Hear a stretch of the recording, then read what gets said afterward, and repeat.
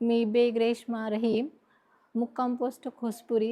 माझे बाळ 5.5 महिन्याचे आहे आणि माझ्या बाळाला 7 दिवसापासून कफ, कोल्ड आणि फिवर असा त्रास होता. त्यामुळे आम्ही विखे हॉस्पिटलमध्ये दाखल झालो. बाळाला ICUला ॲडमिट करण्यात आले.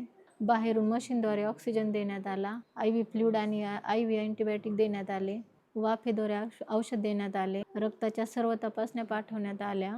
जुलाबसुद्धा होते बाळाला, त्यासाठी पण औषधे व सप्लिमेंट चालू करण्यात आले. बाळाला तपासणी दरम्यान एक्सरे करण्यात आला. रक्ताच्या तपासण्या करण्यात आल्या. त्यात निमोनिया आहे असे कळले. त्यानुसार हायर अँटीबायोटिक चालू करण्यात आले.